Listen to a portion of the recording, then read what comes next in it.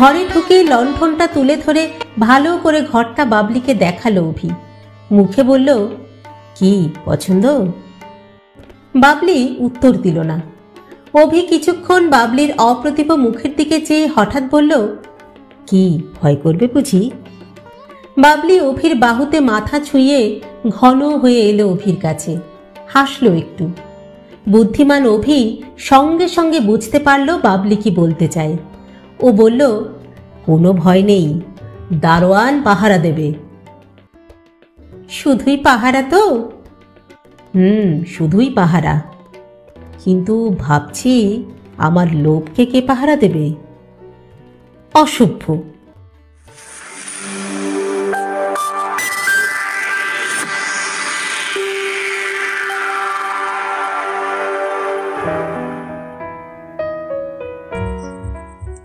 নমস্কার বন্ধুরা, সকলকে স্বাগত জানাই।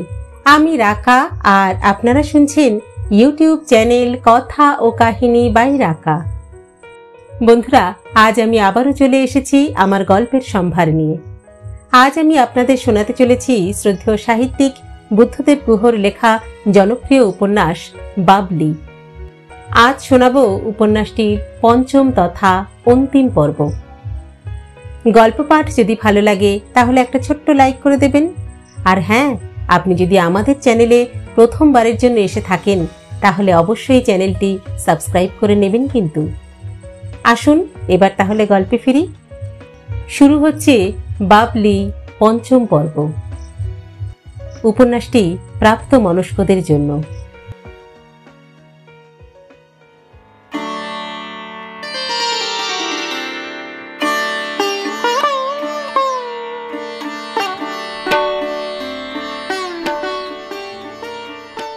দুপুরে খাওয়া দাওয়ার পর যখন বাবলি আর অভি ঝুমার হোটেলে এলো, তখন ম্যানেজার বললেন যে ঝুমা খুব জরুরি কাজে নাকি বেরিয়ে গেছে, একটা চিঠি দিয়ে গেছে ওর কাছে।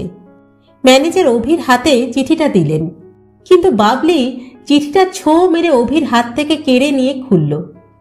অভি অবাক হওয়া মুখে তাকালো আর চোখে বাবলির দিকে। বাবলি চিঠিটা নিজে একবার মনে মনে পড়ল, তারপর জোরে জোরে পড়ে অভিকে শোনালো। মণিপুর হোটেল। অভিদা, একটা বিশেষ ব্যক্তিগত কাজে একটু বেরোতে হচ্ছে আমায়। তোমাদের সঙ্গে লকটকে যাওয়া হবে না। তোমরা লকটক থেকে ফিরে এলে আশা করি কাল সকালে তোমাদের সঙ্গে দেখা হবে। কিছু মনে করো না। Have a nice time. ইতি ঝুমা। পুনশ্চ। বাবলি, তোকে আলাদা করে লিখলাম না, আশা করি বুঝবি। অভি ভালো করে চিঠিটার মানে হৃদয়ঙ্গম করার আগেই বাবলি বলল, ছিঁড়ে ফেলবো? অভি চমকে উঠল। অন্যমনস্ক ছিল ও। বলল, যা খুশি। বাবলি বিনা বাক্য ব্যয়ে চিঠিটা কুচি কুচি করে ছিঁড়ে ফেলে বলল, চলো এবার তোমার লকটক না কোথায়? ঝুমা যখন যাবেই না তখন আর কি করা যাবে? অভি স্বগতোক্তির মতো বলল, চলো। বলেই হোটেলের অন্য পাশের গেট দিয়ে গাড়ি বার করল। অনেকক্ষণ অভি কোনো কথা বলেনি। বাবলি বলল, এমন রামগরুরের ছানা হয়ে থাকবেন বলেই কি আমাকে নেমন্তন্ন করে ডেকে এনেছিলেন? অভি হাসল, তারপর বলল, তোমার এই সম্বোধনের কায়দাটা কিন্তু বেশ। কথার ভাব অনুযায়ী কখনো তুমি কখনো আপনি, এই গুরুচণ্ডালী ব্যাপারটা আমার কিন্তু পছন্দ নয়। বাবলি হাসল, বলল, বেশ, এবার থেকে তাহলে চণ্ডালের ভাষাই ব্যবহৃত হবে। গাড়ি চলছিল হু হু করে। উপত্যকাটার চারিদিকে মাথা উঁচু পাহাড়, মিজ পাহাড়, নাগা পাহাড়। শরতের রোদ লুটিয়ে আছে পাকা ধানের ক্ষেতে। বাতাসে ফসলের গন্ধ, রোদে অভ্রকুচির ঔজ্জ্বল্য, মিষ্টি মিষ্টি ঠান্ডা। অভির পাশে গায়ের পাতলা চাদরটা টেনে টুনে জড়িয়ে বসে বাঁ হাতটা জালনায় রেখে বাবলি অনেক কিছু ভাবতে ভাবতে চলেছে। যে স্বপ্ন কৈশোরে পা দেওয়ার পর থেকে সব মেয়েই দেখে, বাবলি জীবনের সেই স্বপ্ন সত্যি হওয়ার ঝিম ধরা আনন্দে বুঁদ হয়ে বসে আছে। কত মাইল পথ ওরা এসেছে জানে না বাবলি। সারা পথ মাঝে মাঝেই বাবলি আদুরে কাকাতোয়ার মতো কিছু একটা বলে উঠছে।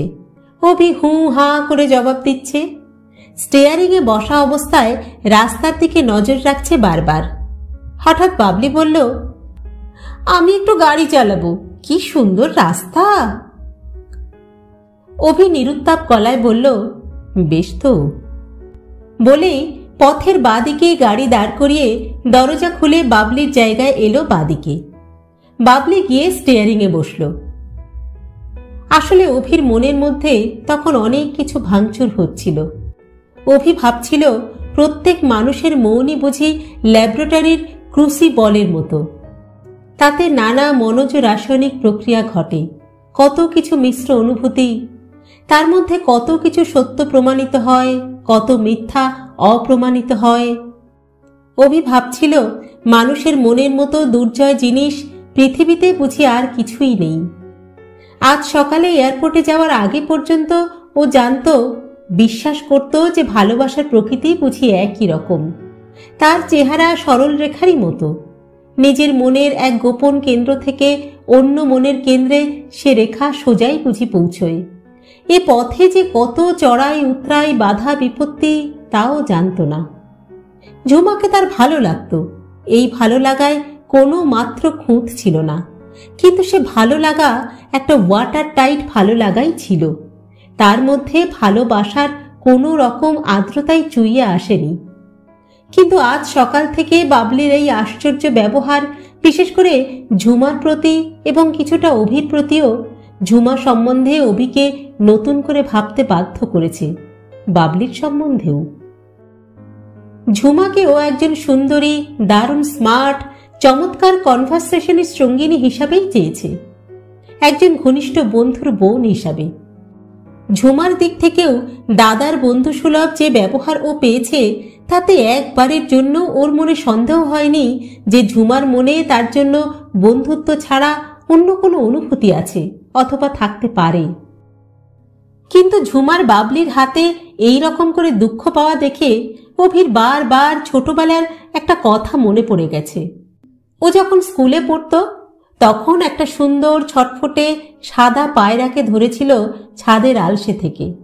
তারপর রাতে নিজের শোবার ঘরের মেঝেতে ঝুড়ি চাপা দিয়ে রেখেছিল সোহাগ করে। সকালে ঘুম থেকে উঠে দেখে তারই আদরের বিড়ালটা সেই পায়রাটার ছিন্ন ভিন্ন রক্তাক্ত পালক ছাড়া আর কিছুই অবশিষ্ট রাখেনি। অভি না পেরেছে তার সুন্দর ভালো লাগার পায়রাটাকে বাঁচাতে, না পেরেছে তার আদরের বিড়ালটাকে লাঠি পেটা করতে, কিন্তু মনে মনে সে তার পোষা বিড়ালটার প্রতি এক নিদারুণ স্তব্ধ অভিমানে নিরুপায় নীরবতার মধ্যে আচ্ছন্ন হয়ে থেকেছে। আজকে বহু বছর পরে অভির মনে সেই ছোটবেলার ভাবনা ভরা নিরুপায় অভিমান আবার যেন বুকময় ফিরে এসেছে। ও কি করবে, ওর কি করা উচিত, অভি কিছুই বুঝে উঠতে পারছে না।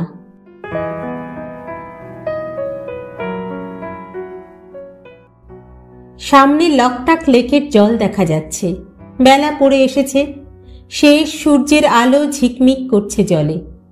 লেকের ওপারে নাগা পাহাড়ের পুঞ্জীভূত অবয়ব এক অতিকায় রোমশ প্রাগৈতিহাসিক প্রাণীর মতো আকাশে মাথা ছোঁয়ানো উঁচু পিঠে রোদ পোয়াচ্ছে যেন। মেজ পাহাড়গুলো দল বাঁধা ডাইনোসরের পিঠ বলে মনে হচ্ছে।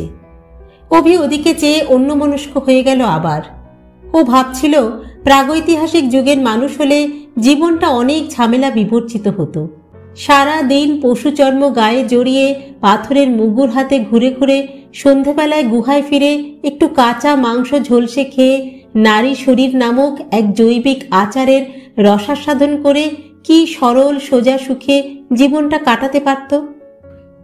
যত দিন গেছে, মানুষ যত সভ্য হয়েছে, তার বুকের মধ্যে বায়বীয় সত্তার মন নামক ইনট্যাঞ্জিবল ব্যাপারটা দিনে দিনে ক্রমশই জটিল হয়ে উঠেছে। আজকের দিনের অভির মতো শিক্ষিত মার্জিত মানুষ তার পারিপার্শ্বিকের অনেক কিছু জেনে ফেলেও, চাঁদে পদক্ষেপ করেও নিজের থেকে দূরে, আরও দূরেই শুধু সরে গেছে। বাইরের পৃথিবীকে আপন করেছে, কাছে টেনেছে, কিন্তু ধীরে ধীরে নিজের বুকের মধ্যের পৃথিবী থেকে বিচ্ছিন্ন হতে হতে খণ্ড খণ্ড বিচ্ছিন্ন যোগাযোগহীন দুস্তর ব্যবধানের বিন্দু বিন্দু দ্বীপের মতো হয়ে উঠেছে অনবধানে। এখন অনেক মানুষ লক্ষ যোজন দূরের কথা শুনতে পায় মুহূর্তে, নিজের ইচ্ছায় চাবি টিপে। পায় না শুধু নিজের বুকের শব্দ শুনতে, তাকে বুঝতে। হঠাৎ বাবলি বলল, ওই পিলারটা কিসের?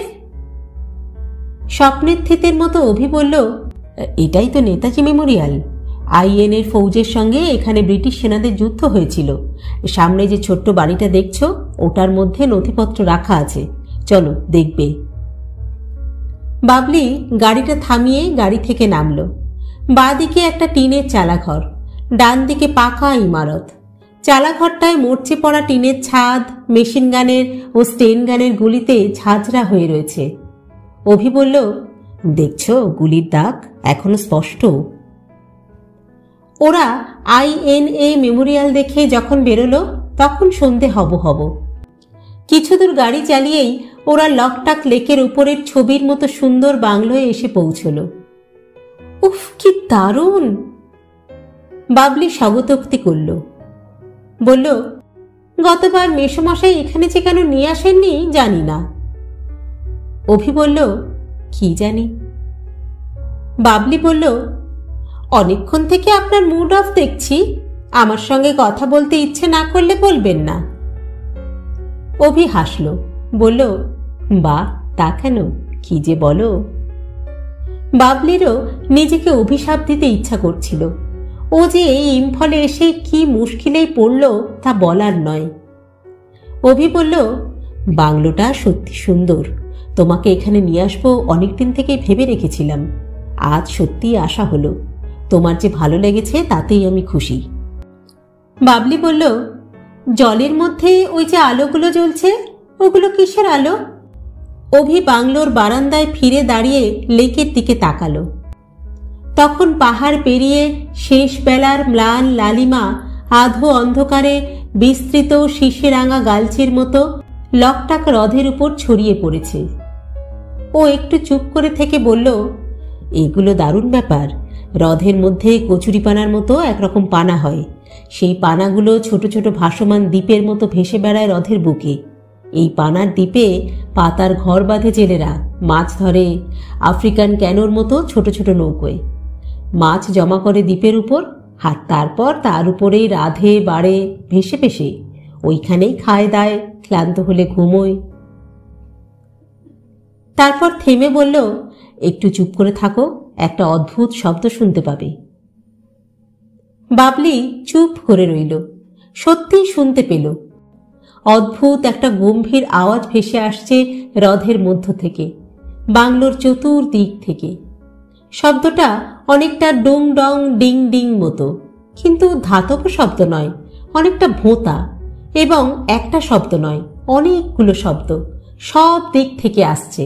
ভোঁতা বলে এবং জলের গা বেয়ে আসছে বলে খুব ভারী মনে হচ্ছে শব্দগুলোকে। আসন্ন সন্ধ্যার অন্ধকারে সেই ডুং ডিং শব্দ বাবলির মনে কি এক অনামা অজানা অনিশ্চিত ভয়ের সঞ্চার করল। বাবলি অভির বাহুর কাছে ঘন হয়ে এসে ফিসফিস করে শুধল, এ কিসের শব্দ? অভি হেসে উঠল। অনেকক্ষণ ধরে হাসল অভি। বাবলি ভাবল, অনেকক্ষণের গুমোটটা যেন কাটল।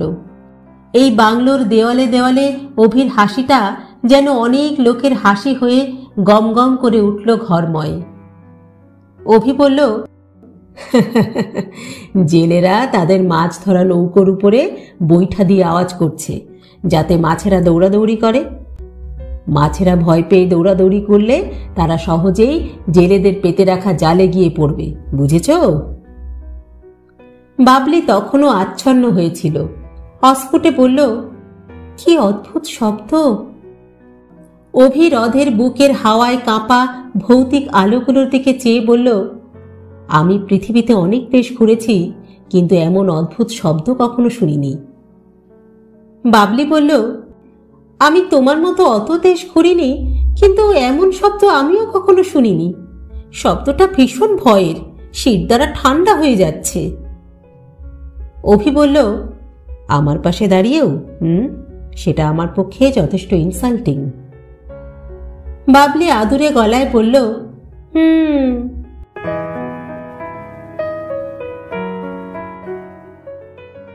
ডাকবাংলোর বসার ঘরে অন্ধকার নেমে এসেছিল।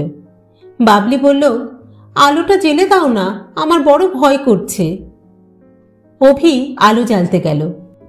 কট করে শব্দ হলো সুইচের। বলল, লোডশেডিং। ও মা, তবে কি হবে? ভয়ার্ত গলায় বলল বাবলি। বাবলির কথা শেষ হতে না হতেই চৌকিদার একটা বড় কেরোসিনের সেজবাতি নিয়ে ঘরে ঢুকল। তার দুহাতে ধরা বাতির আলোয় দেওয়ালে তার ছায়া পড়েছিল। লোকটার ছায়াটা কদাকার, ভয়াবহ। লোকটাও। আলোটা টেবিলের উপর নামিয়ে রাখার পরেই ঘরের অন্ধকার যেন অনেক বেড়ে গেল। আলোটা চৌকিদারের মুখে পড়ল। এরকম একটা মুখ এর আগে কখনো দেখেনি বাবলি। মুখটা বড় নিষ্ঠুর, কিন্তু নৈবেক্তিক। তবু মুখটা কিরকম যে তা বাবলি প্রথমে বুঝে উঠতে পারল না, মানে ব্যাখ্যা করতে পারল না। তারপরেই বাবলির মনে হলো যেন বুঝতে পেরেছে। লোকটার মুখে এমন একটা ভাব যে মনে হয় লোকটার সঙ্গে কোনো রকম কমিউনিকেশনই করা সম্ভব নয়। লোকটা এই পানার দ্বীপের মতন একটা দ্বীপ, বিচ্ছিন্ন, তার চারধারে যোগাযোগহীনতার জল। লোকটা কথা বলল অভিকে উদ্দেশ্য করে। কি ভাষায় যে বলল তা বাবলি বুঝল না। লোকটার মুখে কথা বলার সময় কোনো রকম অভিব্যক্তি ফুটে উঠল না। অভি জবাবে অজানা ভাষায় কি সব যেন বলল। লোকটা নমস্কার করল না, হাসল না। বাবলির মনে হলো লোকটা ভীষণ দুর্বিনয়ী, ভুতুড়ে। হয়তো এরকম ডুংডিং আওয়াজ শুনে শুনে হ্রদের জলের উপর রাতের পর রাত একা একা ভৌতিক আলো জ্বলা দেখে দেখে লোকটাও বোধহয় এরকম অস্বাভাবিক হয়ে গেছে। অভি বলল, তোমার একটু অসুবিধে হবে একে নিয়ে। এ হলো মিজো। মিজো ছাড়া অন্য কোনো ভাষাও জানে না।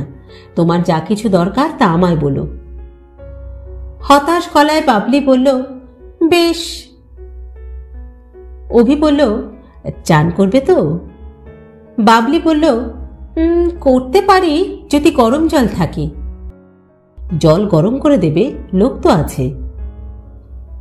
তা আছে, বাবলি বলল, কিন্তু তাকে তো আমার ভাষা বোঝাতে পারবো না।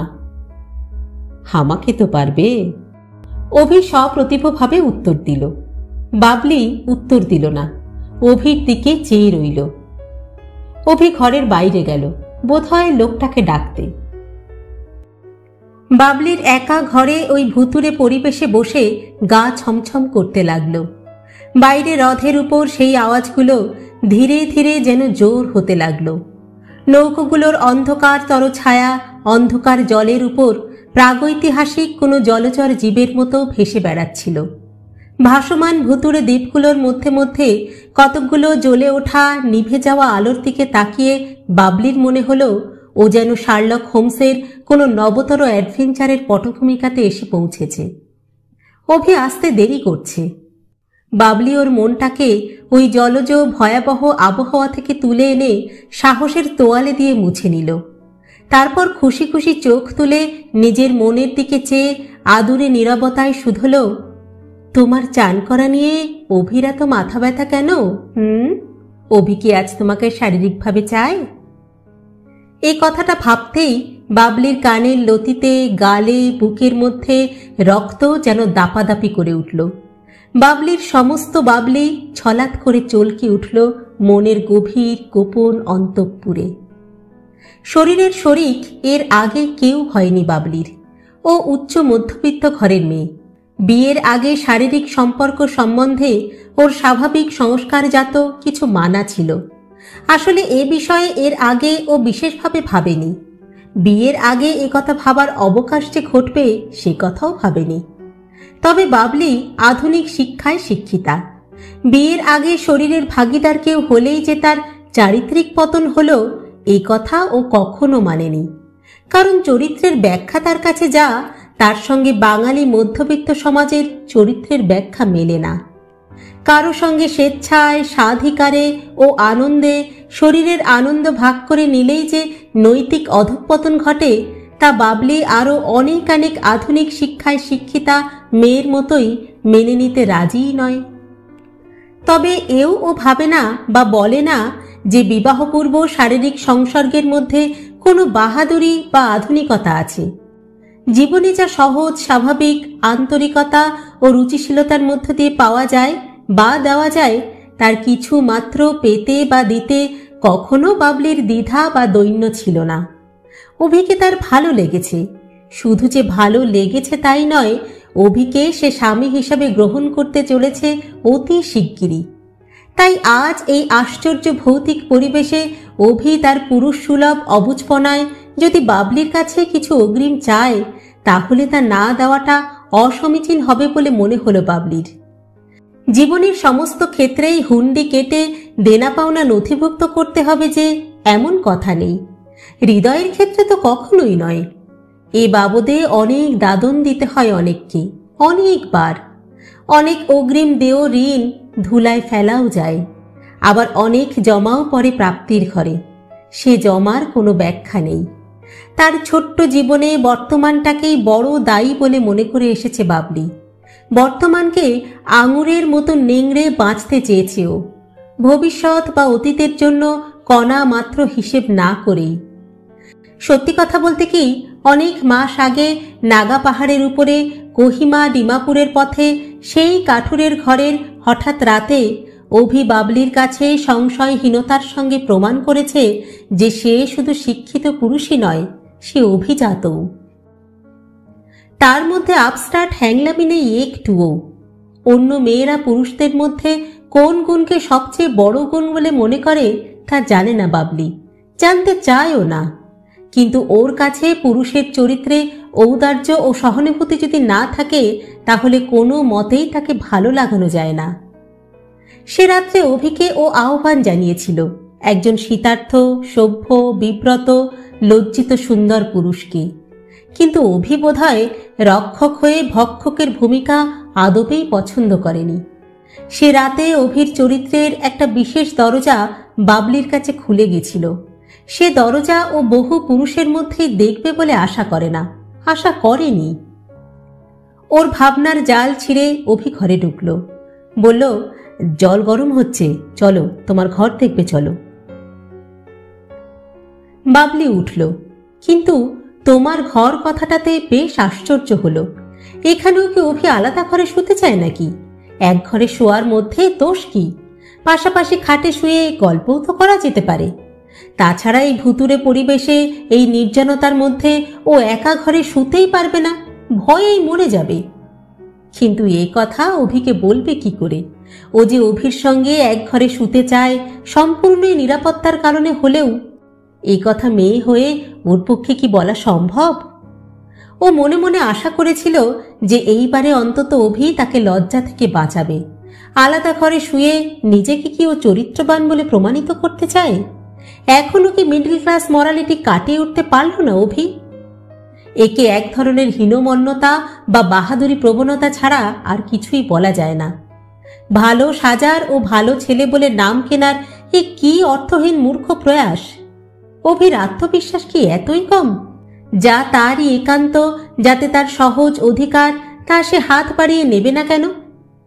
যেসব পুরুষের মুখে শিশুর মতো খাবার তুলে দিতে হয়, তাদের বাবলি প্রাপ্ত বয়স্ক বলে মনেই করে না। কেড়ে কুড়ে ফেলে ছেলে খাওয়ার মধ্যে একটা দামাল অগোছালো ভাব আছে, তাতে সন্দেহ নেই, কিন্তু সেটাই পুরুষের স্বভাব। পুরুষ পুরুষোচিত না হলে তাকে ভালো লাগে না। অভির এই দ্বিধার কথা ভেবে অবাক হয়ে গেল বাবলি। ঘরটা ভালো, সবই ভালো, কিন্তু ভীষণ ভয় করবে বাবলির। ঘরে ঢুকে লণ্ঠনটা তুলে ধরে ভালো করে ঘরটা বাবলিকে দেখালো অভি। মুখে বলল, কি পছন্দ? বাবলি উত্তর দিল না। অভি কিছুক্ষণ বাবলির অপ্রতিভ মুখের দিকে চেয়ে হঠাৎ বলল, কি ভয় করবে বুঝি? বাবলি হেসে ফেলল। লজ্জা, আনন্দ, স্বস্তি সব মিলিয়ে দারুণ এক আলোয় আলোকিত হয়ে উঠল বাবলির মুখ। ভারী সুন্দর দেখালো বাবলিকে। বাবলি অভির বাহুতে মাথা ছুঁয়ে ঘন হয়ে এলো অভির কাছে, হাসলো একটু। বুদ্ধিমান অভি সঙ্গে সঙ্গে বুঝতে পারল বাবলি কি বলতে চায়। ও বলল, কোনো ভয় নেই। বলেই নিজের বুকে আঙুল ছুঁয়ে বলল, দারোয়ান পাহারা দেবে, বাবলি হাসল, বলল, শুধুই পাহারা তো? অভি বলল, শুধুই পাহারা। তারপর একটু ভেবে বলল, কিন্তু ভাবছি আমার লোভকে কে পাহারা দেবে? অসভ্য, বাবলি বলল, বলেই মুখ ফিরিয়ে নিল।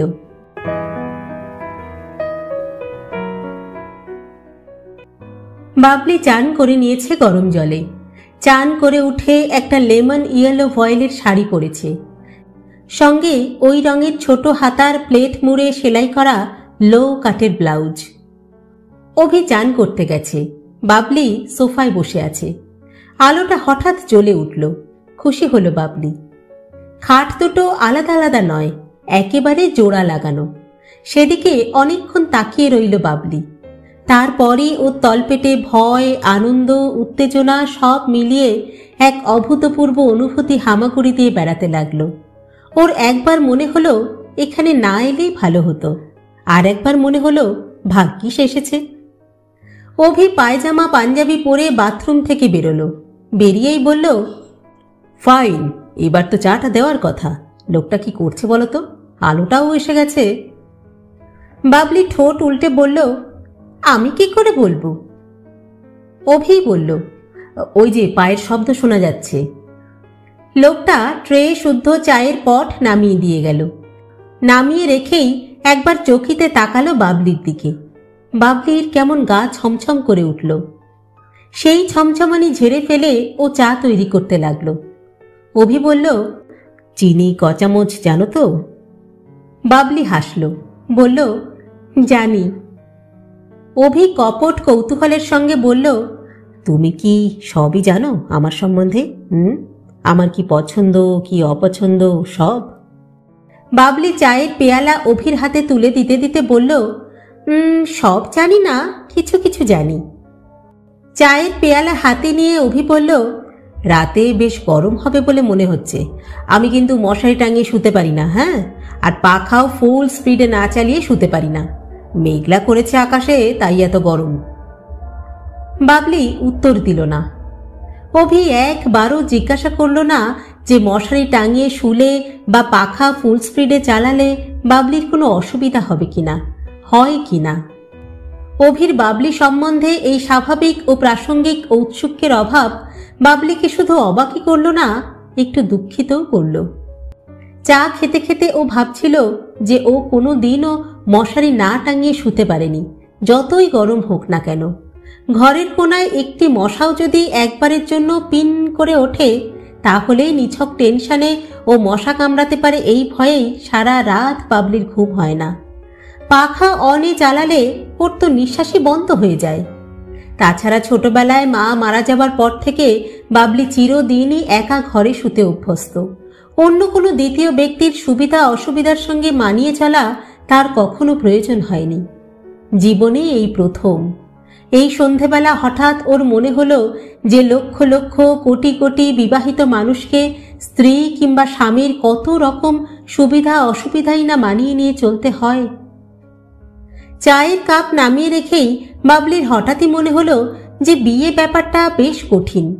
বিয়ে মানেই হানিমুন নয়, গাড়ি চালানো, স্বামীর পাশে বসে হু হু হাওয়ায় বেরিয়ে বেড়ানো নয়। এর মধ্যে যে কত সব সহজ অথচ জটিল জোর মেলানোর ব্যাপার আছে তা বাবলির জানা ছিল না। মনে মনে ওর কাকিমার প্রতি, ওর পরিচিতা বিবাহিতা বান্ধবী ও আত্মীয়দের প্রতি ওর সম্মান অনেক বেড়ে গেল। মুহূর্তেও ভাবল, আশ্চর্য, এসব কথা কেউ ওকে বলেও নি, ওরও কখনো মনে হয়নি। সামান্য মশারি ও পাখা যে ব্যক্তি স্বাধীনতার পথে এত বড় প্রতিবন্ধক হয়ে উঠতে পারে কি করে, তা বাবলি ওর সমস্ত মেধা দিয়েও বুঝতে পারল না। এটা সেটা নানা গল্প করতে লাগলো দুজনে। চা খাওয়ার পর চৌকিদার চায়ের বাসন নিয়ে গেল। অভি উঠে এসে দরজাটা ভেজিয়ে দিয়ে পিছন থেকে এসে বাবলির গ্রীবায় আলতো করে চুমু খেল। বাবলির শরীর শিউরে উঠল ভালো লাগায়। মনে মনে বলল, পারফেক্ট। ছোটবেলা থেকে যত ইংরেজি ছবি দেখেছে, গ্রেগরি পেক থেকে ওমার শরীফ, তারা তাদের সমস্ত নায়িকাকে, সে লিজ টেলরই হোক আর অড্রে হেপবার্নই হোক, ঠিক এইভাবেই চুমু খেয়েছে। এমন রোমান্টিক পুরুষালী কায়দায় সুন্দর আদরই ও আশা করেছিল অভির কাছ থেকে। বড় ভালো লাগলো বাবলির, মুখ নামিয়ে নিল ভালো লাগায়। অভি বলল, পাহারাদারটা এখন থেকেই চুরি করতে শুরু করেছে এই সন্ধেবেলাতে, রাত বাড়লে যে কি করবে তা কিন্তু সে নিজেও জানে না। বাবলি মুখ ঘুরিয়ে নিয়ে বলল, তুমি ভীষণ অসভ্য। অভি দরজাটা খুলে দিতে দিতে বলল, তোমার যা ইচ্ছে, যতটুকু ইচ্ছে সব আমাকে বলো, কেমন? বাবলি জবাব দেয়নি। চুপ করে থেকে ভেবেছে যে ও কোনো দিন বাড়ির রান্নার ঠাকুরের কাছ থেকেও কিছু চেয়ে খায়নি। ও বড় অভিমানিনী। ওর নিজের ইচ্ছার বা অনিচ্ছার কথা কখনো মুখ ফুটে কাউকে বলেনি, বলবেও না কখনো। অভি যদি ওকে বুঝতে না পারে, কি ও চায় আর কি চায় না তা না জানতে পারলে বাবলির সমস্তটুকু বাবলিকে অভি কখনো বুঝবে না, পাবেও না। কাছে থেকেও অভি তাহলে চিরদিন দূরেই থেকে যাবে। যতটুকু অভি পাবে তা বাবলির টুকরো টাকরা। বাবলির বড় ভয় হলো, অভি কি তাকে তেমন করে বুঝতে পারবে? যদি না পারে? ওরা কথা থামালেই বাইরের ডুং ডিং শব্দটা সমস্ত পরিবেশকে আচ্ছন্ন করে ফেলছিল। বাবলি তাই আদুরে গলায় বলল, গল্প করো, তুমি কত কি গল্প জানো, কত দেশে ঘুরেছ, গল্প করো না বাবা। অভি বলল, গল্প করতে ভালো লাগছে না, এই সময় এই মুহূর্তটুকুকে দারুণ লাগছে, কিন্তু কিন্তু কি? বাবলি শুধল, ঝুমার জন্য মনটা খারাপ লাগছে, বড় ছোট লাগছে নিজেকে। একটু থেমে বলল, তোমার খারাপ লাগছে না? বাবলি মুখ নামিয়ে নিল, অনেকক্ষণ চুপ করে থাকলো। তারপর বলল, আমি তো ছোটই, তোমার মতো মহৎ তো আমি নই, আমার নতুন করে ছোট লাগার কোনো কারণ নেই। অভি উত্তর দিল না। বাবলি বলল, চুপ করে কেন, কিছু বলো। বাবলির ভিতরটা, শরীরের ভিতর, মনের ভিতর এতক্ষণ, মানে চান করে ওঠার পর থেকে এই আসন্ন অভিসারের রাতের জন্য উন্মুখ হয়েছিল। ওর অন্তরে, শরীরে যে এত ফুটে ওঠার অপেক্ষায় অপেক্ষমান দারুণ সুগন্ধি সব কুড়ি ছিল তা ও নিজেও জানেনি। একটু আগেই বাবলি নিজেকে সম্পূর্ণভাবে জানে বলে বিশ্বাস করত, কিন্তু ও এখন এই মুহূর্তে জানছে যে নিজেকে কখনোই ও সম্পূর্ণভাবে জানেনি, জানত না। কেউই কি তা জানে? জীবন যত এগোয়, যতই দিন যায়, পরতে পরতে জানাগুলো খুলতেই থাকে খোঁচে খোঁচে। পাড়েতে আঁচলেতে কত বিস্ময়, কত আশ্চর্য সব আবিষ্কার যে লুকিয়ে থাকে। আতরের মিষ্টি গন্ধের সঙ্গে, ন্যাপথলিনের উগ্র গন্ধের সঙ্গে, তা বাবলি কখনো জানেনি।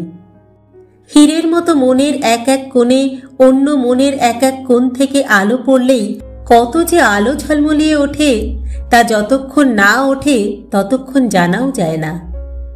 বাবলি ভাবছিল যে একটু আগেও ও অন্য বাবলি ছিল, সম্পূর্ণ অন্য মানুষ।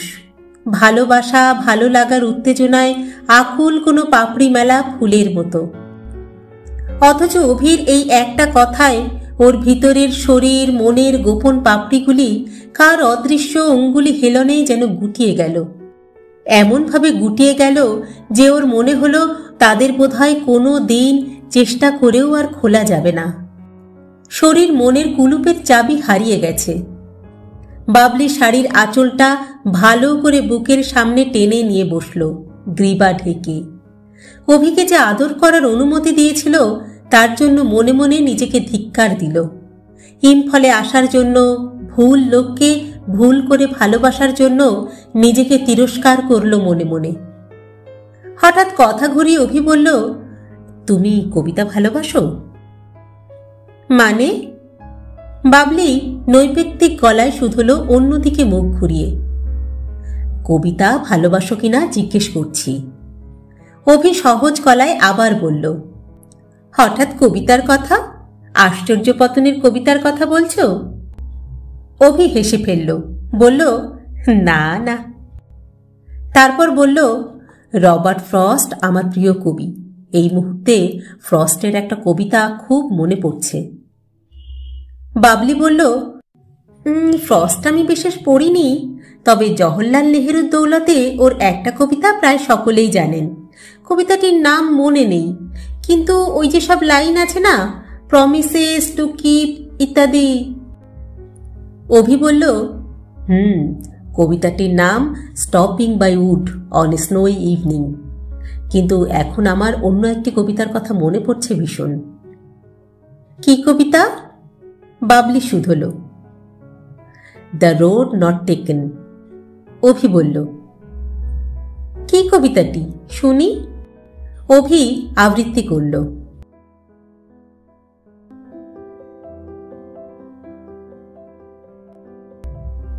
Two roads diverged in a yellow wood, and sorry I could not travel both.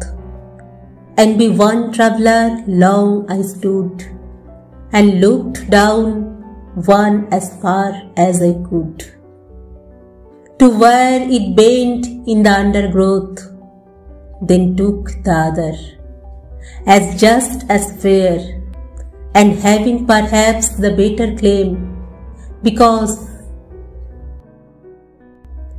এই অবধি বলতেই বাবলি ঝাঁঝিয়ে উঠল। এমনভাবে এর আগে ও অভির সঙ্গে কখনো কথা বলেনি। অভির মনে এতদিন পরে, এত কিছুর পরেও যে ওর সম্বন্ধে এত দ্বিধা আছে, এই কথাটা বুঝতে পেরে ও অপমানিত বোধ করল। বলল, এর পরের অংশ শোনবার ধৈর্য আমার নেই। সব কাজের পিছনেই একটা কারণ থাকে। কবির কারণ আর তোমার কারণ নিশ্চয়ই এক নয়, কিন্তু তোমার কাছে আমি কোনো কারণ শুধোইনি। নিজেকে আমার কাছে ছোট করছো কেন? ঝুমার কারণে ছোট হয়ে হীন বোধ করে তুমি যদি আনন্দিত হও, সেইটাই আমার কাছে অনেক কারণ। কারণের বিশদ ব্যাখ্যার আর প্রয়োজন কি? অভি হেসে উঠল, বলল, সবকিছুই তুমি বড় বেশি পার্সোনাল করে ফেলো। কবিতার শেষটা শোনো, ভালো লাগবে, শোনো। I shall be telling this with a sigh. Somewhere ages and ages hence, two roads diverged in a wood, and I took the one less travelled by, and that has made all the difference. Babli একটুক্ষণ চুপ করে থাকলো। বলল, difference তো বুঝলাম, কিন্তু for goods or for ওর্স? সে তো জানা যাবে ভালোই, তার আগে কি জানা যাবে? বাবলি একটু পরে আপন মনে হেসে উঠল। অভি বলল, হাসছ যে? আমারও একটা কবিতা মনে পড়ল হঠাৎ। কি কবিতা? কার কবিতা? বাবলি বলল, বহুদিনের কবিতা, হুইটম্যানের, লিভস অফ গ্রাসের সং অফ মাইসেলফের কটা লাইন। কোন লাইন? উৎসুক গলায় অভি শুধল। বাবলি জানলা দিয়ে বাইরের অন্ধকার তারা ভরা রাতের আকাশে চেয়ে ভারী বেহিসাবি গলায় আবৃত্তি করল লাইন কটি। There was never any more inception than there is now, nor any more youth or age than there is now, and will never be any more perfection than there is now, not any more heaven or hell than there is now. Line কটি আবৃত্তি করতে করতে নিজের গলার আবেগ ও গভীরতায় বাবলি নিজেই মুগ্ধ হয়ে যাচ্ছিল। আবৃত্তির মধ্য দিয়েই ওর মনে হলো ও জীবনে একটা বিশেষ সিদ্ধান্ত নিয়ে ফেলেছে। ওর হঠাৎই মনে হলো আসলে কেউ কারো কাছে হারে না, কাউকে হারায়ও না। হার যেটা আসল হার, সেটা নিজের কাছেই হার। বাবলি ভগবান নামক অদৃষ্ট নিরাকার কোনো বিশেষ ক্ষমতাবান পুরুষ অথবা নারীর উদ্দেশ্যে, যার অস্তিত্বে তার তেমন বিশ্বাস বা অবিশ্বাস কিছুই ছিল না, কৃতজ্ঞতা জানালো এই কারণে যে সে নিজের কাছে কখনো হারেনি, নিজের বুকের মধ্যে হার স্বীকার কখনো করেনি, এ মুহূর্তেও করবে না। ওর মনের মধ্যে ভাবনাটা দানা বাঁধতে না বাঁধতে অভি বলে উঠল, হুইটম্যান আমারও খুব প্রিয় কবি। What will be is well, for what is well. To take interest is well, and not to take interest shall be well. মাঝপথে অভিকে থামিয়ে দিয়ে বাবলি বলল, বাহ, কি চমৎকার! কোন কবিতা এটা? অভি অবাক হয়ে বলল, কেন, লিপস অফ গ্রাসেই আছে, to think of time. Babli সহজ হলো এতক্ষণে, নিজের মনের গুমট কাটিয়ে হাসল, বলল, তুমি বুঝি দেশি কবিদের কবিতা একেবারেই পড়ো না? অভি কথাটার খোঁচা এড়িয়ে গিয়ে বলল, পড়তে কোনো আপত্তি নেই, তবে ইংরাজি কবিতাই বেশি পড়েছি। এটা দোষ বলে মানতে আমি রাজি নই, আর গুণ বলেও দাবি করি না। বাবলি উত্তর দিল না কোনো। ওর কেবলই মনে হচ্ছিল যে গতবার ইম্ফলে এসে এবং ইম্ফল ডিমাপুর যাওয়া অবধি সমস্তক্ষণ বাবলি ওদের দুজনের আকাশে সূর্যের মতো দেদীপ্যমান ছিল। আপার হ্যান্ড ওরই ছিল। অভিকে তখন একজন ভালো কিন্তু বোকা বোকা হীনমন্যতায় ভোগা ছেলে বলে মনে হয়েছিল, কিন্তু তারপর ওর বিষয়ে সবকিছু জেনে অভির সঙ্গে মিশে ওকে নিজের হৃদয়ে প্রায় সবকিছু বাকি না রেখেই সমর্পণ করে এবং ইম্ফলে এসে ঝুমাকে দেখার পর থেকেই অভি এখন এই ছোট্ট আকাশে ঝকঝক করছে। ওকে এত বেশি বুদ্ধিদীপ্ত, এত বেশি আত্মবিশ্বাসী ও এতই উচ্চমন্যতায় ঘেরা বলে মনে হচ্ছে যে ওকে বুঝি আর আগের মতো ভালো লাগছে না। মেয়েরা যাকে ভালোবাসে, রবীন্দ্রনাথ বলেছিলেন, সেই ভালোবাসার জন মেয়েদের চোখে চিরদিনই ছেলে মানুষ। এবারে বাবলি লক্ষ্য করছে যে অভির মধ্যে সেই ছেলে মানুষই নির্ভরশীল সত্তাটি যেন বিনা নোটিশে ক্লাস পালিয়ে কোথায় চলে গেছে, এমনকি প্রক্সি দেওয়ার জন্যও তার ভিতরে অন্য কোনো দ্বিতীয় সত্তাকে উপস্থিত রেখে যায়নি। বাবলি মনে মনে অভিকে বলল, যখন তুমি নির্দ্বিধায় নিঃশর্তে আমাকে চেয়েছিলে, একমাত্র আমাকেই, তখন আমি সাড়া দিয়েছিলাম। আজ যখন তোমার মনে আমার সম্বন্ধে দ্বিধা এসেছে, তুমি আমার পাশে বসে আমাকে আদর করতে করতে ঝুমার কথা ভাবছ, তখন আমারও সেই নিঃশর্ত ভালোবাসা আমি ফিরিয়ে নেব। তুমি যত বড়ই হও না কেন, যত মেয়েই তোমাকে চাক না কেন, তুমি আমাকে প্রথমে হারিয়ে দিয়ে পরে দয়া করে জিতিয়ে দেবে, এমন দান আমি চাই না। বাবলি চাইও নি কখনো এমন দান। তুমি আমায় সম্পূর্ণ চেনো না অভি। আর অভি ভাবছিল, বাবলির মনটা এর চেয়ে অনেক বড়, অনেক উদার হওয়া উচিত ছিল। ভাবছিল সব ছেলেরাই বোধহয় মনের দিক দিয়ে মেয়েদের চেয়ে স্বভাবত উদার হয়। ব্যতিক্রম হয়তো আছে, কিন্তু এইটাই সাধারণ নিয়ম। ঝুমার প্রতি যে অত্যন্ত খারাপ ব্যবহার করা হয়েছে, করা হলো, এবং বাবলির এই খারাপ ব্যবহারের দায়িত্ব যে অভিতেও বহুলাংশে বর্তালো, এ কথা অভি অস্বীকার করতে পারে না। ইম্ফলের মতো ছোট জায়গায়, যেখানে ঝুমার কোনো বন্ধু বান্ধব নেই, ভালো সিনেমা নেই, হোটেলের আশেপাশে কোনো মেয়ের পক্ষে একা হেঁটে বেড়াবার উপায় পর্যন্ত নেই, সেখানে এখন ও কি করছে, কিভাবে সময় কাটাচ্ছে, অভি তা ভেবে পারল না। অভি কিছুতেই বাবলির দিকে প্রসন্নতার সঙ্গে তাকাতে পারছিল না। বাবলিকে ওর বড় নীচ বলে মনে হচ্ছিল। সত্যি কথা বলতে কি, ঝুমার সম্বন্ধে ওর মনে অন্য কোনো রকম অনুভূতি ছিল না, কিন্তু বাবলি আসার পর থেকে বাবলি ঝুমার সঙ্গে অত্যন্ত নিষ্প্রয়োজনীয়ভাবে খারাপ ব্যবহার করায় ঝুমাকে ও এক নতুন আলোয় দেখতে আরম্ভ করেছে। সহানুভূতি, সমবেদনা, অনুকম্পা সব মিলিয়ে এক দারুণ অনুভূতি। এর মানেও কি ভালোবাসা? অভি জানে না, কিন্তু ওর মনে বাবলির জন্য যে উঁচু আসন ছিল, সেই আসন থেকে বাবলি নিজেই ধুলোয় নেমে এসেছে তার অস্বস্তি ভরা দীনতায়, এবং ঝুমা অভির প্রতি তার অনাসক্তি এবং বান্ধবীর প্রতি সৌজন্য এমন সংযমের সঙ্গে প্রকাশ করেছে যে অনায়াসে উঠে এসেছে অনেক উঁচু আসনে, নিজের কোনো রকম চেষ্টা ছাড়াই।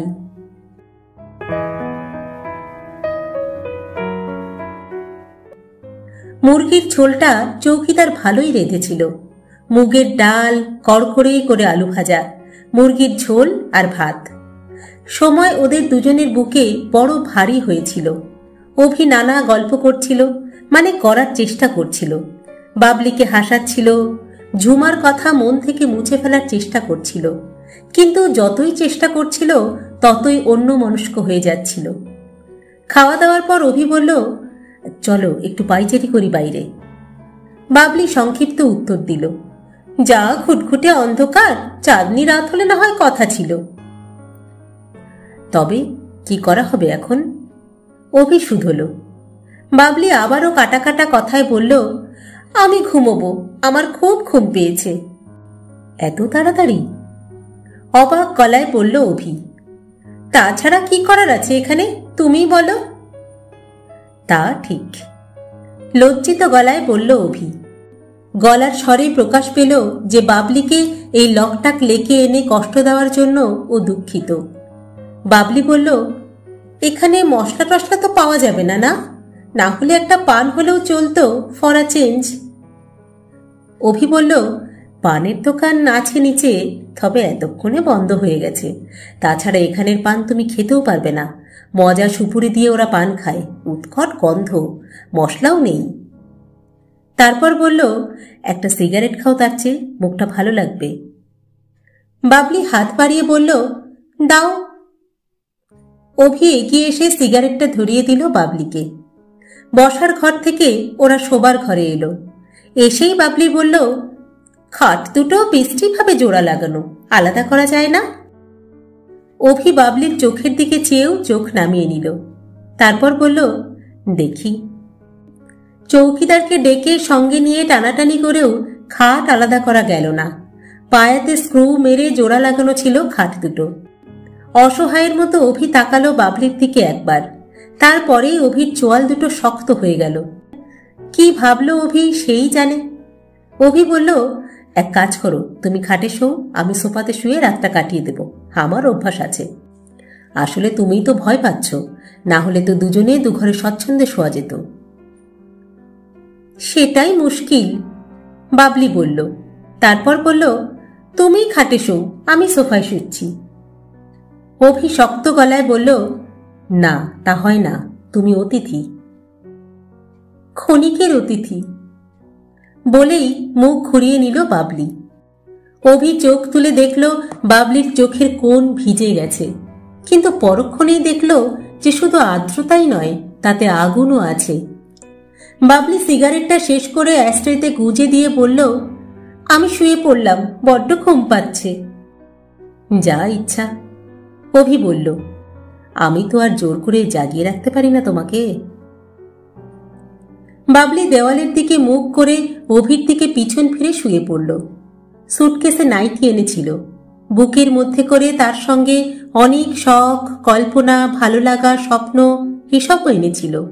কিন্তু শাড়ি ছেড়ে নাইটি পরার অবকাশ বা ইচ্ছা তেমন হলো না। বুকের মধ্যে সুন্দর সব স্বপ্নগুলোকেও নিঃশ্বাস চাপা দিয়েই রাখতে হলো।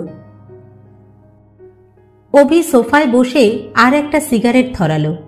সিগারেটটা হাতে ধরে এক দৃষ্টিতে বাবলির পিছন ফেরা শায়িত শরীরের দিকে চেয়ে রইল। বাবলি কালো হলে কি হয়, ওর গায়ের চামড়ায় ভারী একটা মসৃণ উজ্জ্বলতা আছে। আলোতে বাবলির কোমরের উপরে রাখা হাতটাকে ভারী সুন্দর দেখাচ্ছিল। অভি ভাবছিল। বাবলির দিকে চেয়ে থাকতে থাকতে বাবলির প্রতি এক ব্যাখ্যাহীন ঘৃণায় ওর মন ভরে উঠল।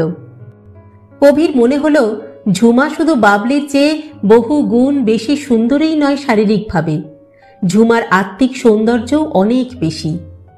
বাবলির মতো নিচু ঈর্ষাকাতর মনের কাউকে স্ত্রী করার কথা ভাবতে পারে না অভি। এত কাছে থেকে এই ঈর্ষাকাতর নোংরামির মধ্যে বাবলিকে হয়তো না দেখলেই ভালো হতো। বাবলির সম্বন্ধে দুর্বলতাটা তবু হয়তো বেঁচে থাকতো ওর মনে। ইচ্ছা করলে এবং একটু অভিনয় করলে আজ রাত্রে এই প্রসন্নতার মধ্যে একটি কুমারী শরীরের স্বাদ পেতে পারত অভি। এই পর্যন্ত অভি কোনো নারীর সঙ্গে শারীরিক সম্পর্ক করেনি, এমনকি কোনো প্রাপ্তবয়স্কা নারীর শরীর অনাবৃত অবস্থায়ও দেখেনি। কিন্তু যেসব পুরুষ শরীরকে মন থেকে বিযুক্ত করে দেখে, শরীরকে মৃত দেহের মতো করে পেতে চায়, তাদের দলে পড়ে না অভি। মনের ভালো লাগা সঙ্গে না নিয়ে অন্য শরীরে যাওয়ার কথা ভাবতেই পারে না অভি, সে যে শরীরই হোক না কেন। কিন্তু বাবলি বড় মোহময় ভঙ্গিমায় শুয়ে আছে। সুন্দর সুগঠিত পিঠ, টেনিস খেলে খেলে বাবলির চেহারাতে বড় মিষ্টি একটা বাঁধুনি এসেছে, কোমরটার কাছে উতরাইয়ে ঢেউ খেলে গেছে। তারপরে উঁচু হয়ে উঠেছে সুডৌল নিতম্বের চড়াই। অভির সমস্ত শরীরে হঠাৎ একটা জ্বালা অনুভব করল, এক অননুভূত অস্বস্তি। অভির ইচ্ছা হলো বাবলির কাছে যায়, ওর পাশে শুয়ে ওকে জড়িয়ে ধরে, ওর ছাই ছাই কবুতরি বুকের মধ্যে মুখ ডুবিয়ে বলে, বাবলি, আমায় ক্ষমা করো, ঝুমার কথা আমি আর মুখেও আনব না, মনে তো নয়ই। খুব দ্রুত অভি নিজের কাছে হেরে যেতে লাগলো। দেখতে দেখতে সম্পূর্ণভাবে হেরে গেল নিজের কাছে। সিগারেটটা অ্যাস্ট্রেতে ছুঁড়ে ফেলে ও সোফা ছেড়ে ধীরে ধীরে বাবলির দিকে এগিয়ে যেতে লাগলো। তারপর খাটে উঠে বাবলির কাছে এলো। ও জানতো যে বাবলি জেগেই আছে, জেগে থাকবে। ও এও জানতো যে আজ সারা রাত ওদের দুজনের কেউই ঘুমোতে পারবে না, যদিও সম্পূর্ণ ভিন্ন ভিন্ন কারণে। অভি বাবলির বাহুতে, যেখানে ব্লাউজের হাতাটা শেষ হয়েছে, সেখানে হাত রাখল। বাবলি চোখ খুলে মুখ ঘুরিয়ে চকিতে বলল, কি কি চাও অভি? বাবলির গলায় আনন্দ, স্বস্তি, জয়ের স্বর ছড়ে পড়ল, তার সঙ্গে পরাজয়ের সুরও। অভি হঠাৎ কি যেন দেখতে পেল বাবলির চোখে, যা একমাত্র মেয়েদের চোখেই লুকোনো থাকে। সাপ দেখার মতো অভি সেই চোখ দেখে চমকে উঠল। পরমুহূর্তেই নিজেকে সামলে নিল অভি।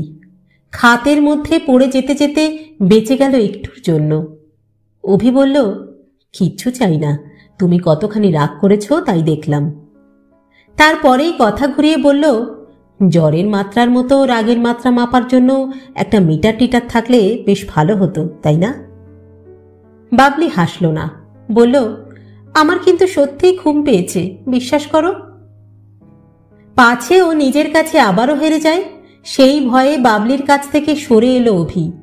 বাবলিকে পাহারা দেবার কথা ভুলে গিয়ে নিজের মধ্যের আদিম পুরুষালী নারীর শরীরের প্রতি স্বাভাবিক লোভকে পাহারা দেবার জন্য ও ওর নিজের বুকের মধ্যে সমস্ত শুভ বোধগুলোকে জাগিয়ে তুলল। ওর রুচি, ওর শিক্ষা, ওর অসাধারণত্বর গর্বকে জাগিয়ে তুলে প্রত্যেকের হাতে একটা করে সম্মানের তরোয়াল ধরিয়ে দিয়ে মনে মনে বলল, আমি একটু বেচাল হয়েছি তো আমাকে কেটে ফেলো তোমরা, বুঝেছ? আরও একটা সিগারেট খেয়ে পাখাটাকে অন করে দিয়ে বড় বাতি নিভিয়ে ঘেরাটোপের মধ্যে টেবিল বাতিটা জ্বালিয়ে দিয়ে শুয়ে পড়ল অভি সোফার উপর। বাবলি কথা না বলে পায়ের কাছে রাখা লাই ঝাম্পিটাকে তুলে নিয়ে আপাদ মস্তক মুড়ে শুয়ে পড়ল। অভিকে জোরে পাখা চালাবার জন্য কোনো রকম অনুযোগ ও জানালো না। বাবলির দুচোখ দিয়ে অঝরে জল ঝরতে লাগলো। এত জল চোখের মধ্যে কোথায় যে লুকিয়েছিল তা বাবলি জানে না, কিন্তু এত কান্না বহু দিন ও কাঁদেনি। পাখাটার শব্দ ছাপিয়ে বাইরের রথ থেকে ডুং ডিং ডিং ডিং শব্দগুলো গভীর জল তরঙ্গের মতো বাজতে লাগলো, বাবলির মস্তিষ্কের কোষে কোষে ছড়িয়ে পড়ল। বাবলির ছোটবেলার কথা মনে হতে লাগলো, মায়ের কথা, মায়ের মৃত্যুর কথা, বাবার কথা, ওর সমবয়সী মাস্তুতো বোন পরমার বিয়ের কথা। গত বছর পরমার স্বামী সুজয় ছেলেটি বেশ কেমিক্যাল ইঞ্জিনিয়ার, বম্বের কোনো এক ফার্মে যেন কাজ করে। পরমা কি সুখী হয়েছে? বিবাহিত জীবনের সুখ কি বাইরে থেকে দেখে কাউকে বোঝা যায়? পরমা আর সুজয়কে খুব সুখী বলে মনে করত বাবলি। এবার ওরা দিল্লি ফিরলে ভালো করে খুঁটিয়ে লক্ষ্য করবে। পরমার নাকি বাচ্চা হবে। বাচ্চা হওয়া মানেই কি ধরে নিতে হবে যে স্বামী স্ত্রীর মধ্যে দারুণ সুখের সম্পর্ক? কত কি জানতো না, বুঝতো না, ভাবতো না বাবলি। এই ইম্ফলের একটা দিন ঝুমার মতো, অভির মতো টেকেন ফর গ্রান্টেড ছেলের আশ্চর্য ব্যবহার কত কি যে শেখালো বাবলিকে। জীবনে কোনো কিছুই বোধহয় টেকেন ফর গ্রান্টেড নয়, কোনো সম্পর্কই নয়। প্রতিটি সম্পর্ককেই তিল তিল করে গড়তে হয় বুঝি প্রতিদিন। এই গড়ার চেষ্টা না থাকলেই বুঝি তা ভেঙে পড়ে, ফিকে হয়ে যায়, ভাবছিল বাবলি। কিন্তু পুরুষ জাতটাই যে বড় বাজে। অভিকেও রোমান্টিক ভেবেছিল, ভালো ভেবেছিল, কিন্তু এখন দেখছে সব পুরুষই এক। সেই সামারসেট মমের মিস স্যাডি টমসনের গল্পের মতো ওরও বলতে ইচ্ছা করছে যে পুরুষ মাত্রই শুয়োর। বড় নোংরা, বড় আনরোম্যান্টিক শরীর সর্বস্ব ওরা। ঝুমার শরীরটাকেই দেখলো অভি, আমার মনটাকে দেখতে পেল না একবারও? ঘুম কারোরই হওয়ার কথা ছিল না, কিন্তু শেষ রাতের দিকে অভির ক্রমাগত পাশ ফেরার উস্কুস শব্দ, বাবলির চুরির রিন রিন শব্দ সবই থেমে গেল। ওরা দুজনেই বোধহয় ঘুমিয়ে পড়েছিল।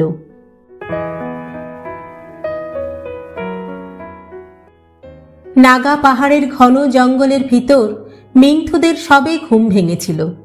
বড় বড় পাহাড়ি দাঁড়কাক কর্কশ গলায় ডাকাডাকি শুরু করেছিল। অভি চোখ খুলল। চোখ খুলেই দেখতে পেল বাবলি অকাতরে ঘুমোচ্ছে। বড় করুণ দেখাচ্ছিল বাবলিকে। লাই থাম্পিটা সরে গেছে, ডান পায়ের হাঁটু অবধি দেখা যাচ্ছে বাবলির। শাড়িটা সরে গেছে। অভি উঠে বসল। উঠে বসে বাবলির খাটের পাশে এসে দাঁড়ালো। বাবলির দু চোখের কোণে কান্নার দাগ, গাল বেয়ে জল পড়েছে। সমস্ত মিলেমিশে মা মরা বাবলিকে বড় অসহায় মনে হলো অভির। হঠাৎ, একেবারে হঠাৎই ওর বুকের মধ্যেটায় কি যেন মুচড়ে উঠল। গলার কাছে এক রাশ অনামা কষ্ট দলা পাকিয়ে উঠল। অভি যেন সেই মুহূর্তেই প্রথম বুঝতে পারল যে বড় আশা করে বাবলি এসেছিল ওর কাছে। ওর উপর বাবলির তার সমস্ত সমর্পণে বড় অসহায়ভাবে নির্ভর করেছিল। সেই নির্ভরতার, সেই আশ্বাসের কোনো দাম দেয়নি অভি। অভি এই প্রথম ভোরে ভেবেই পেল না কি করে ও এত নিষ্ঠুর হলো।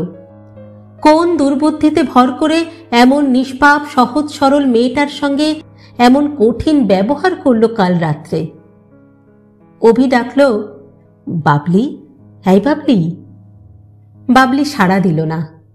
অভি খাটে উঠে এসে ওর বুকের মধ্যে এমনভাবে বাবলির আড়ষ্ট শরীরটাকে টেনে নিল যে বাবলি ঘুমের মধ্যে চমকে উঠল।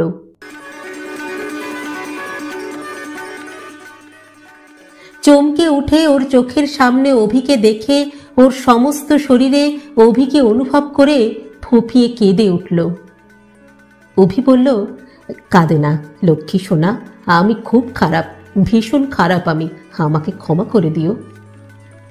বাবলি ফোঁপাতে ফোঁপাতে বলছিল, আমি খারাপ, আমাকে দেখতে ভালো না, তুমি তো সবই জানতে, সব জেনে শুনো আমার সঙ্গে কেন এমন করলে তুমি? হ্যাঁ, আমি আমি কি করেছিলাম?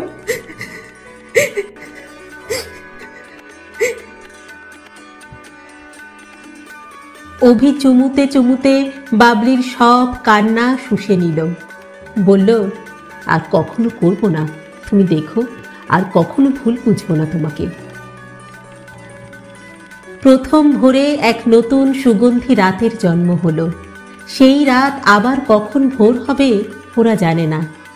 দুটি সুস্থ সূচি প্রেম বিউফল মানব মানবী তাদের দুজনকে দুজনে এক আশ্চর্য আনন্দের মধ্যে আবিষ্কার করল।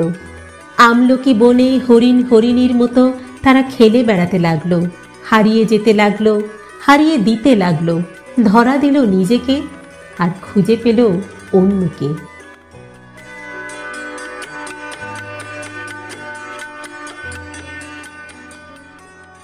চৌকিদার বোধহয় অনেকবার ধাক্কাধাক্কি করেও শেষে হাল ছেড়ে দিয়ে দুপুরের জন্য যা খুশি তাই রান্না চাপিয়ে দিয়ে বাবুর্চিখানার সিঁড়িতে বসে হুঁকো খাচ্ছিল। এমন সময় একটা ট্যাক্সি এসে ঢুকলো ফাটকের মধ্যে। ঝুমা আর বাবলির কাকুমণি নামলেন ট্যাক্সি থেকে, নেমে ভাড়া চুকিয়ে দিলেন। কাকা বললেন, কই ঝুমা, ওরা কি গায়েব হয়ে গেল নাকি? হ্যাঁ। ঝুমা হেসে বলল, গাড়ি তো রয়েছে, গায়েব হলেই হলো, বোধহয় হাঁটতে হাঁটতে বেরিয়েছে। চৌকিদারের মুখে সাহেব মেম সাহেব ঘুম থেকে ওঠেননি শুনে কাকা ঘড়ি দেখলেন। তারপর ঝুমাকে বললেন, আমার ঘড়িটা বোধহয় খারাপ হয়ে গেছে, কটা বেজেছে দেখ তো ঝুমা। 1:45। তবে তো ঘড়ি ঠিকই আছে। ঝুমা হাসল, বলল, ঘড়ির কি দোষ? তা ঠিক, কাকা বললেন। তারপর ভাবলেন বিয়ের পর উনি নিজে কি করতেন, টেবিল ঘড়িটাকে উপুর করে খাটের তলায় রেখে দিতেন। পরক্ষণেই ভাবলেন, কিন্তু এদের তো এখনো বিয়ে হয়নি, এরা যে দেশটাকে আমেরিকা করে ফেলল। অভি চোখ মেলে বলল, এই, আরো ঘুমোবে? বাইরে অনেক বেলা। হোক, বাবলি বলল। হোক, অভি বলল বাবলির ঠোঁটে আঙুল ছুঁয়ে। এমন সময় দরজায় কে যেন দমাদম করে ধাক্কা দিল। বাবলি এক লাফে উঠে জামাকাপড় পরতে লাগলো। ভয়ে উত্তেজনায় ও একেবারে চুপসে গেল। অভি তাড়াতাড়ি করে পাজামা পাঞ্জাবি পরে নিতে নিতে ফিসফিস করে বলল, কার কি, আজ বাদে কাল তুমি আমার স্ত্রী হবে। হবে কি, হয়ে তো গেছই। অভি দরজার দিকে এগিয়ে যেতে যেতে বলল, কে? দরজার ওপাশ থেকে জবাব এলো, তোমার জম। বাবলি চমকে উঠল, কিন্তু গলাটা খুব চেনা মনে হলেও চিনতে পারল না। অভি দরজা খুলে একটা পাল্লা ফাঁক করল। বাবলি সেই আধখোলা দরজা দিয়ে দেখল একটা লোমশ হাত এগিয়ে এসে অভির হাত ধরল। তারপর হাত ধরেই অভিকে ঘর থেকে বাইরে নিয়ে গেল। পর মুহূর্তেই ঝুমা দরজা ঠেলে হৈ হৈ করে ঘরে ঢুকেই খিলখিল করে হাসতে লাগলো। কি পাজি রে তুই বাবলি, হ্যাঁ? এই জন্যই আমাকে নিয়ে আসতে তোর এত আপত্তি ছিল? বাবলির মুখ কঠিন দেখালো, বলল, তোর সঙ্গে কে, পুলিশ? ঝুমা তখনও হাসছিল, বলল, পুলিশ নয়, শুনলি না, জম। আমি তোকে ধরে নিয়ে যেতে এসেছি, শিগগির বাইরে আয়। আমি এখনো মুখ ধুইনি, তৈরি হইনি, বাইরে যেতে পারবো না এখন। তা তো দেখতেই পাচ্ছি। বলেই ঝুমা আবার হাসল। ঝুমা বলল, সব পরে হবে, কিন্তু এক্ষুনি তুই বাইরে আয়। ঝুমার সঙ্গে বসবার ঘরে ঢুকেই কাকুমণিকে দেখে বাবলি এক দৌড়ে ভেতরে পালিয়ে এলো। কাকা ওখান থেকে হাঁক ছাড়লেন, ঝুমা, ধরে নিয়ে আয় তো 1 নম্বর কালপিটটাকে। ঝুমা আবার ধরে নিয়ে এলো বাবলিকে। কাকা বললেন, ভেবেছিস কি তোরা, হ্যাঁ, এটা কি আমেরিকা? তারপর অভির দিকে ফিরে বললেন, তুমি যে আমাকেও হার মানালে হে ছোকরা, তোমাকে তো ভারতরত্ন দিতে হয়। চলো এবার, বিয়ে করার মজা কত তা বুঝবে হারে হারে। ভদ্রলোকে বিয়ে করে, বিয়ে করার আর মেয়ে পেলে না, হ্যাঁ? এমন বিচ্ছু মেয়েকে কেউ বিয়ে করে? বাবলি ঝুমার দিকে তখনও কঠিনভাবে তাকাচ্ছিল। হঠাৎই বাবলি কাকুমণির দিকে ফিরে বলল, কিন্তু তুমি এখানে কি করে? ব্যাপারটা তো ঠিক বুঝে উঠতে পারছি না। কি করে আবার?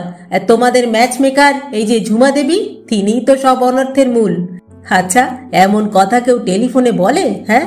আমাকে কাল দুপুরে ট্রাঙ্ক কল করে বলল যে বাবলি এসেই প্রচণ্ড জ্বরে পড়েছে, 105 জ্বর। কালকে সকালের ফ্লাইটেই আপনি চলে আসুন। তখনই আমার বোঝা উচিত ছিল যে যে মেয়ে সুস্থ অবস্থায় বাড়ি থেকে বেরোলো, দুপুরের মধ্যে তার 105 জ্বর হওয়ার সম্ভাবনাই নেই। জ্বর তো আর জেট প্লেন নয়। তারপর ঝুমার দিকে চেয়ে বললেন, কিন্তু তুমি যা ভেবেছিলে ঝুমা, তা সব ভুল। এখন তো নিজের চোখেই দেখছো। ঝুমা হাসছিল। ও মুখ নামিয়ে বলল, তাই তো দেখছি। আসলে এসব হৃদয় টিদয়ের ব্যাপার কাকা, আমি কিছুই বুঝি না। চা খেতে খেতে কাকা বিস্তারিত বললেন। ঝুমা এয়ারপোর্টে আনতে গেছিল কাকাকে। ঝুমার ধারণা হয়েছিল যে অভি ও বাবলি যেমন অ্যাসিটিলিং টাইপ ও ছেলে মানুষ, তাতে ওদের সম্পর্কটা হয়তো ঝুমার এখানে থাকার কারণেই চিরদিনের মতো নষ্ট হয়ে যেতে বসেছে। কাকা না এলে একটা কেলেঙ্কারি হয়ে যেত, এবং সেই কেলেঙ্কারির জন্য ঝুমাই দায়ী থাকতো সারা জীবন। কাকা বললেন, দেখলে তো ঝুমা, এসেই বরং কেলেঙ্কারিটা বাঁধালাম। হ্যাঁ, থাকবে, আমি তো কাল চলেই যাচ্ছি, আর তুমিও তো আমার সঙ্গেই যাচ্ছ, তাই না ঝুমা? ঝুমা বলল, হ্যাঁ। বাবলি ধরা পড়া গলায় বলল, আমার একা ঘরে শুতে ভয় করলো, তাই। কাকা বললেন, ফার্স্ট ক্লাস, ন্যাকামিতে তুই তোর কাকিমাকেও হার মানালি। তারপর বললেন, ঝুমা, পঞ্জিকাটা।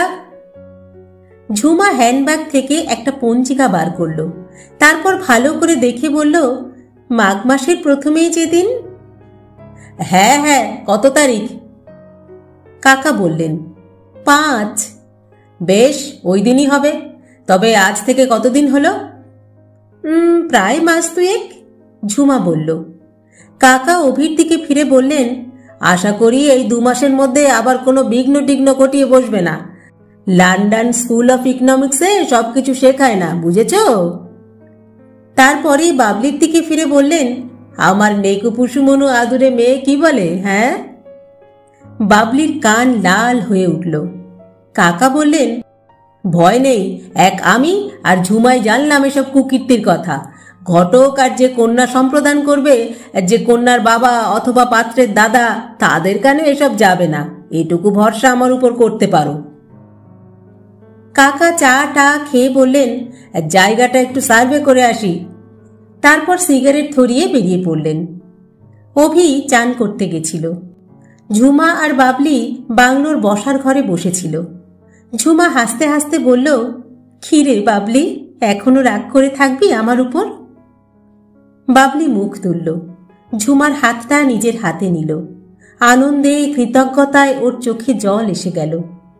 বাবলি বলল, তুই আমাকে বড় ছোট করে দিলি ঝুমা। তোর সম্বন্ধে লোকে যা বলতো তাই শুনেছিলাম, বিশ্বাসও করেছিলাম। ঝুমা গম্ভীর গলায় বলল, লোকে তো কত কিছুই বলে রে, আমি বড় টড় নই, ভালোও নই, যা রটে তার কিছু তো বটে। তারপর একটু থেমে বলল, আসলে কি জানিস, একজন মেয়ে হিসাবে কাউকে ভালোবেসে কারোর উপর মনে প্রাণে নির্ভর করার পরও সামান্য ভুল বোঝাবুঝির জন্য যখন একটা জীবন নষ্ট হয়ে যেতে বসে, নষ্ট হয়ে যায়, তখন বড় লাগে রে। ভুল বোঝাবুঝির খেসারত আমি আমার জীবন দিয়ে দিয়েছি। আমি জীবনে অনেক কিছু পেয়েছিলাম রে বাবলি, অনেক পুরুষের স্তুতি, ভালোবাসা, কিন্তু ভালোবাসা পাওয়া আর ভালোবাসা ধরে রাখা এক নয়। আমি অনেক পোড় খাওয়া মেয়ে। আমার জন্য একজন আত্মহত্যা করেছিল, তুই তো জানিস, সেও তো ভুল বোঝাবুঝি। আমার এখন সবই সয়। আমার যা সয় তা তোর কখনো সইত না, আমার যা সইবে তা তোর পক্ষে কল্পনা করাও মুশকিল। তারপর একটু থেমে বলল, আমি বড় কিছুই করিনি রে, তোর মধ্যে আমাকেই দেখতে পেয়ে হয়তো আমি নিজেকেই এমনি করে বাঁচাতে চেয়েছিলাম। অভি চান করে এলো। বাবলি বলল, তুমি ঝুমার কাছে বসো, আমি চান করতে যাই। অভি এসে ঝুমার পাশে বসল। ঝুমা খোলা দরজা দিয়ে বাইরে চেয়েছিল। দুপুরের রোদে লকটক হ্রদের জল রূপোর মতো চিকচিক করছিল। নাগা ও মিজো পাহাড় শ্রেণীকে ধুঁয়ো ধুঁয়ো দেখাচ্ছিল। অভি ডাকল, ঝুমা। ঝুমা বলল, অভি ঝুমার হাতটা ওর নিজের হাতের মধ্যে টেনে নিয়ে বলল, ঝুমা শোনো। ঝুমা যেন অনেক দূরে চলে গেছিল। ঝুমা যেন অনেক দূর থেকেই বলল, অভিতা, বাবলিটা ভারী সরল মেয়ে, ভালো মেয়ে, ওকে চিরদিন ভালোবেসো। অভি আবার বলল, ঝুমা একটা কথা শোনো। ঝুমা মুখ না ফিরিয়েই বলল, আমাকে যদি তোমার কিছুমাত্র ভালো লেগে থাকে তবে সেই ভালো লাগাটা আর আলাদা করে রেখো না। আমার জন্য তোমার মনে যাই থাকুক না কেন, যদি আদৌ কিছু থাকে তবে সেটুকুকেও মিশিয়ে দিও। বাবলির মধ্যেই থেকে যাব আমি তোমার কাছে চিরদিন। এটুকু বলেই অভির দিকে মুখ ফিরিয়ে ঝুমা হাসল। তারপর বলল, কথা দিচ্ছ তো অভিদা? অভি আশ্চর্য চোখে ঝুমার মুখে চেয়ে থাকল। ঝুমার মুখের সৌন্দর্যের গভীরে কোথায় যেন কোনো এক গভীরতর মানসিক সৌন্দর্যের উৎস ছিল। ওর সঙ্গে পরিচয় হবার পর থেকেই অভি তার আভাস পেয়েছে, কিন্তু আজ সকালে এই সৌন্দর্যকে যেন পরম সত্যের মধ্য দিয়ে নিজের বুকের অন্তঃস্থলে উপলব্ধি করল। অভি কোনো কথা বলল না। অভির দু চোখের সামনে বসে থাকতে থাকতে ঝুমার মুখের হাসিটা বিকেলের পড়ন্ত রোদের মতো ধীরে ধীরে ম্লান হয়ে এলো।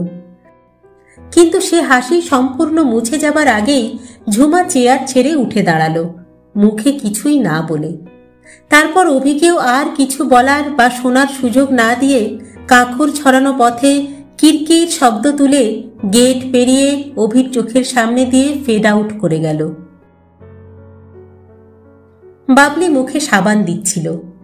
বেসিনের সামনে দাঁড়িয়ে চোখে মুখে জলের ছাপটা দিতে দিতে চোখ পরিষ্কার হতেই ও বাথরুমের জানলা দিয়ে দেখতে পেল ঝুমা বাংলোর গেটের পাশে একটা রাধাচূড়া গাছের ছায়ায় দাঁড়িয়ে লকটক রথের দিকে চেয়ে আছে।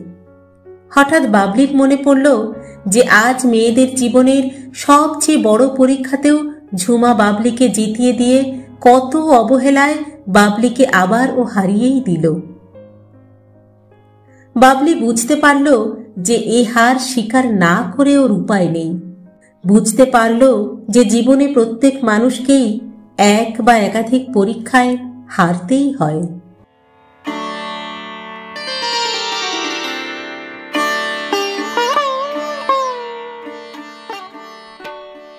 শেষ হলো বাবলি পঞ্চম তথা অন্তিম পর্ব। লিখেছেন শ্রদ্ধেয় সাহিত্যিক বুদ্ধদেব গুহ। গল্প পাঠ করলাম আমি রাকা। আপনারা শুনছেন ইউটিউব চ্যানেল কথা ও কাহিনী বাই রাকা। আজকের পর্বটি কেমন লাগলো আপনাদের কমেন্ট বক্সে অবশ্যই জানাবেন। কিন্তু গল্প পাঠ যদি ভালো লাগে তাহলে আমাদের চ্যানেলটি লাইক, শেয়ার ও সাবস্ক্রাইব করতেও ভুলবেন না। কিন্তু নিজে তো গল্প শুনছেনই, বন্ধুদেরকেও শোনান। গল্প পাঠ যদি ভালো লাগে তাহলে আমাদের চ্যানেলের লিংক আপনি শেয়ার করুন বন্ধুদের সঙ্গে, কাছের মানুষদের সঙ্গে। আজ তাহলে এখানেই বিদায় চেয়ে নিচ্ছি। পরবর্তী গল্প নিয়ে ফিরে আসবো খুব শীঘ্র। ততদিন সকলে সুস্থ থাকবেন, ভালো থাকবেন এবং অবশ্যই আমাদের সঙ্গে থাকবেন। নমস্কার।